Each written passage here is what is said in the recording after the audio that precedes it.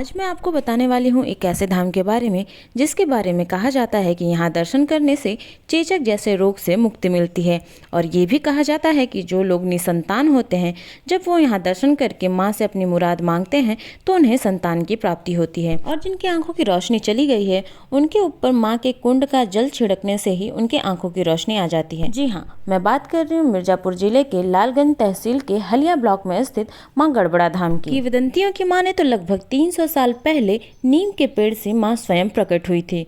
बाद में यहाँ के स्थानीय लोगों ने माँ शीतला का मंदिर बनवा दिया। माँ की मूर्ति इतनी छोटी है कि आप उसे पास से ही देख सकते हैं। माँ के धाम की एक चीज और बहुत फेमस है, वो है सर्दियों के टाइम में लगने वाला मेला, जिसे गवई मेला नाम से जाना जाता है। इस मेले में लोग दूर दूर से आते हैं और माँ के दर्शन करके अपनी मुराद पूरी करते हैं। तो ये थी माँ के प्राकट्य की गाथा।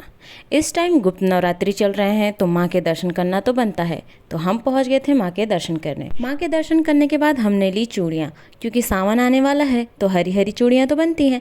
तो बस हमने थोड़ी बहुत शॉपिंग करी और निकल गए घर के लिए। रास्ते में आते वक्त मैंने एक चीज़ नोटिस करी, घर हो चाहे ना हो ट्रैक्टर होगा भाई। So many tractor in every house. Yes, very rich people, but you can't see their richness. You see only हरियाली हरियाली and this झाड़. Bungalow. Where is the bungalow? Personal देसी बंगलो ये वाले. हाथी बना. हाँ वही ना, पर आगे झाड़ है ना, वो आया ही नहीं पूरा। मैंने यही चीज़ नोटिस करी कि सबके घर के सामने ट्रैक्टर थे। भले ही लोगों ने अपने घर अच्छे नहीं बनवाए थे, पर ट्रैक्टर जरूर थे। हालांकि वो भी ज़रूरी है, क्योंकि उधर घर कम और खेत ज़्यादा थे, तो शायद ट्रैक्टर की ज़रूरत पड़ सकती है। फिर हम निकल पड़े थे घर के लिए। तो आते वक्त रास्ते में मुझे ये फल यानी जामुन फिर से दिख गया। तो बस इस बार मन कर ही दिया कि इतने अच्छे जामुन तो खाना बनता है। तो बस थोड़े से हमने ले लिए जामुन लेने के बाद हम एक जगह और गए, क्योंकि वहाँ पे हमें थोड़ा बहुत काम था। फिर उसके बाद पहुँच गए बुआ के घर। और इन्हें तो आप जानते ही है, क्योंकि ये है मेरे गोलू मोलू से लड्डू गोपाल। इनको देख के तो मन खुशी हो जाता है, और इनसे बिना मिले मैं घर कैसे जा सकती थी। तो बस पहुंच गए इनके पास। क्यूटनेस ओवरलोडेड भाई साहब, जो देख लेना बस देखता ही रह जाए।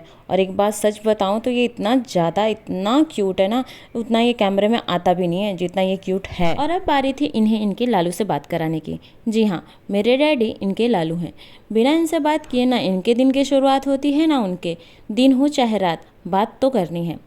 और फाइनली इसके बाद हमने शुरू करी अपनी पिज़्ज़ा पार्टी, क्योंकि मुझे पिज़्ज़ा खाए बहुत दिन हो गया था और मेरा मन था कि मैं पिज़्ज़ा एकदम पेट भर के खाऊं। हालांकि इतना खाने में हम व्यस्त थे कि फिर हमने वीडियो भी नहीं बनाई। तो चलिए मिलते हैं नेक्स्ट वीडियो में, तब तक के लिए हर हर महादेव।